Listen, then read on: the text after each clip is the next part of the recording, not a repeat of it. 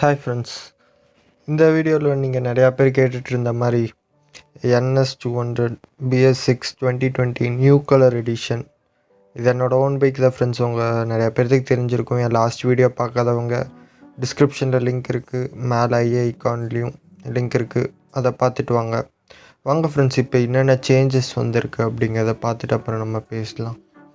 கீழே பார்த்திங்கன்னா இன்ஜின் கவுல்லாம் வேறு லெவலில் இருக்குது. பழைய மாடல் கம்பேர் பண்ணும்போது இப்போ புதுசாக வந்திருக்க இன்ஜின் கவுல், அலாய் வீல், அப்புறம் இந்த ஒயிட் கலர் ஃப்ரேம் எல்லாமே வேறு லெவலில் இருக்குது ஃப்ரெண்ட்ஸ். இப்போ புதுசாக வந்து ஃபிசிக்கல் அப்பியரன்ஸில் வந்து நிறையா சேஞ்சஸ் கொண்டு வந்திருக்காங்க. அது உங்களுக்கு பார்த்தாலே தெரியும். அப்புறம் ஃபிசிக்கல் அப்பியரன்ஸ் மட்டும்தான் உங்கள் நிறையா பேர்த்துக்கு தெரியும். இந்த பைக் நான் வாங்கினங்கேட்டி நான் சில டிஃப்ரென்ஸ் எல்லாம் பழைய மாடலுக்கும் புது மாடலுக்கும் நான் நோட் பண்ணியிருக்கேன். ஃபஸ்ட்டு என்ன டிஃப்ரென்ஸுன்னு பார்த்தீங்கன்னா,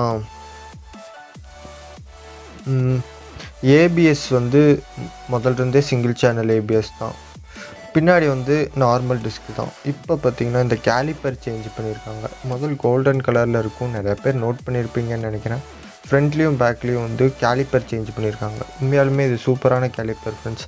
பழைய மாடலில் இருந்த கேலிப்பர் விட இது ஒரு லெவல் அப்கிரேட்னே சொல்லலாம்.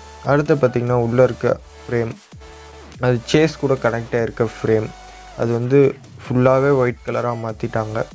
அப்புறம் பார்த்திங்கன்னா கார்பன் ஃபினிஷ் ஃப்ரண்ட் மட்கார்டு, அதே மாதிரி பின்னாடியும் பேக் மட்கார்டு. அப்புறம் வந்து சைடு ஸ்டாண்ட் சென்சார் வச்சுருக்காங்க ஃப்ரெண்ட்ஸ். இப்போ நீங்கள் ஃபஸ்ட் கியர் சைடு ஸ்டாண்டில் இருக்கும்போது ஃபஸ்ட் கியர் போட்டிங்கன்னா என்ஜின் வந்து ஆட்டோமேட்டிக்காக ஆஃப் ஆயிரும். அந்த சென்சார் ஆட் பண்ணியிருக்காங்க. நெக்ஸ்ட்டு பார்த்திங்கன்னா இந்த டேங்கை பற்றி கடைசியில் நான் சொல்கிறேன். அது ஒரு வெக்ஸான விஷயம். பஜாஜ் கேவலமாக பண்ணியிருக்கானுங்க இப்போ வந்த புது மாடலில். இந்த ஃப்ரேம் ஆல்ரெடி உங்ககிட்ட சொல்லியிருந்தேன், உள்ள வரைக்கும் கனெக்ட் ஆகிற ஹேண்டில் பாரில் கனெக்ட் ஆகிறது கீழே ஃபோர்க் வரைக்கும் அந்த ஃப்ரேம் ஒயிட் கலரில் தான் இருக்குது. நெக்ஸ்ட் என்னென்னு பார்த்தீங்கன்னா, இப்போ நான் சொன்னேனே இந்த வந்து ஸ்டிக்கர் ஃப்ரெண்ட்ஸ், மேலே டேங்க் மேலே இருக்க ப்ளூ கலர் ஸ்டிக்கர். நான் உங்களுக்கு இப்போ நல்லா பார்த்தீங்கன்னா தெரியும். இந்த ஃபினிஷ் எல்லாம் பாருங்களேன். இதுதான் நான் கேவலமான வேலை பஜாஜ் பண்ணியிருக்காங்கன்னு சொன்னேன். இது வந்து ஸ்டிக்கர். என் ஃப்ரெண்டு ஒருத்தன் சும்மா இருக்காமல் பிச்சு விட்டான். இங்கே இல்லை, நான் அது உங்களுக்கு இந்த வீடியோவில் ஆட் பண்ணுறேன். பட் இந்த ப்ளூ கலராக இருக்கிறது ஃபுல்லாமே ஸ்டிக்கர், பெயிண்ட்டுன்னு நினச்சி யாரும் ஏமாந்துடாதீங்க. நான் இதுதான் ஏமாந்துட்டேன்.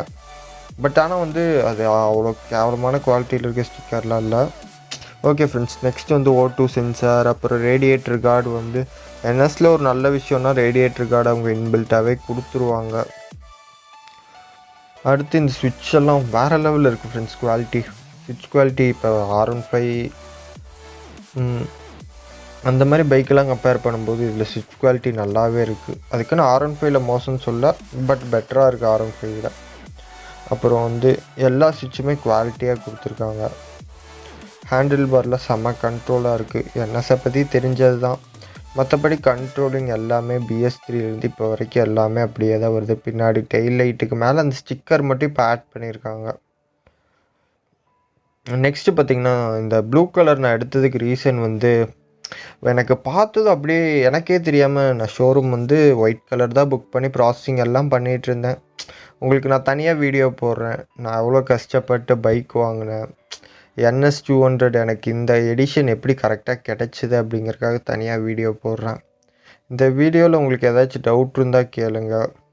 மெயினாக உங்ககிட்ட சொல்லணும்னு நினச்சது அந்த ஸ்டிக்கர் தான் ஃப்ரெண்ட்ஸ். அந்த டேங்க்கில் இருக்குது, அது பெயிண்ட்டுன்னு நினச்சேன். தெரிஞ்சிருந்தால் நான் ஒயிட்டே எடுத்திருப்பேன். ஸோ ஓகே ஃப்ரெண்ட்ஸ், இந்த வீடியோவில் மேக்ஸிமம் எல்லாம் சொல்லிட்டேன். நெக்ஸ்ட்டு பார்த்திங்கன்னா இந்த சீட்டு குவாலிட்டி சூப்பராக இருக்குது. இப்போ வந்த புது மாடலில் எக்ஸ்ட்ரா குஷன் ஆட் பண்ணியிருக்காங்க. முதல் பழைய சீட் வந்து ரொம்ப ஹார்டாக இருக்கும். பட் ஆனால் வந்து இப்போ இருக்க சீட் வந்து ஓகே.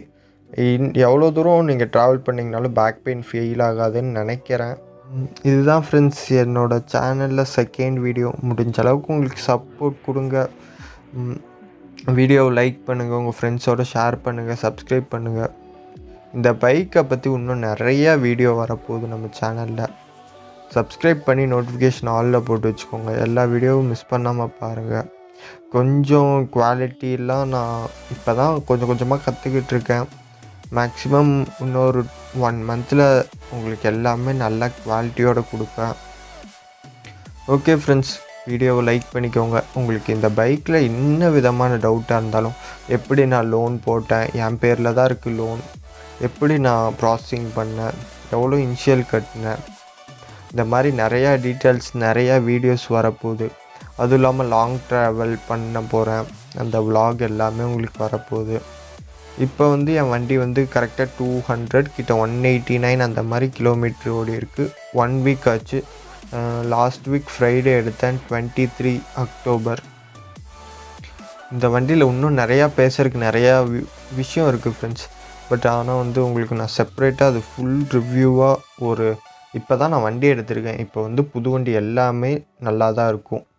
பட் ஒரு 1 மந்த் கிட்ட ஆச்சுன்னா தான் இந்த மாதிரி இஷ்யூஸ்லாம், இப்போவே ஒரு சின்ன மைனர் ப்ராப்ளம்லாம் இருக்குது. பட் ஆனால் வந்து அது பெரிய விஷயம் கிடையாது, எல்லா வண்டியிலும் நேச்சராக வர்றது தான். ஒரு 1 மந்த் நான் ஓட்டிட்டு ஒரு 1000 கிலோமீட்டர் ஓட்டிட்டு உங்களுக்கு ஃபுல் ரிவ்யூ நான் கொடுக்குறேன். அதுக்கப்புறம் நீங்கள் வந்து டிசைட் பண்ணுங்கள். பைக் வாங்குகிறோம் ஃப்ரெண்ட்ஸ், இப்போ லோனே நம்ம மேக்ஸிமம் 3 இயர்ஸ்க்கு போட வேண்டியதாக வரும். ஏன்னா வந்து வண்டி ரேட் எல்லாமே இப்போ அதிகமாகிடுச்சு. அதனால் கொஞ்சம் வெயிட் பண்ணி பொறுமையாக எடுங்க. அவசரம் மட்டும் படாதீங்க பைக் எடுக்கிற விஷயத்தில். நான் வந்து உங்களுக்கு என்ன ஒரு ப்ராப்ளமாக இருந்தாலும், என்ன ஒரு இதாக இருந்தாலும் நீங்கள் வந்து எனக்கு கமெண்ட் செக்ஷனில் கேட்கலாம். நான் உங்கள் கமெண்ட் எல்லாத்துக்கும் ரிப்ளை பண்ணுவேன். முன்னாடி நிறையா பேர் கமெண்ட் பண்ணவங்க எல்லாத்துக்கும் தெரிஞ்சிருக்கும் நான் உங்களுக்கு எவ்வளோ ரெஸ்பான்ஸ் கொடுத்தேன் அப்படின்னு. எந்த ஒரு டவுட்டாக இருந்தாலும் நீங்கள் கமெண்ட் பண்ணுங்கள். அதுதான் ஃப்ரெண்ட்ஸ், இன்னும் ஃபுல் ரிவ்யூவில் பார்க்கலாம்.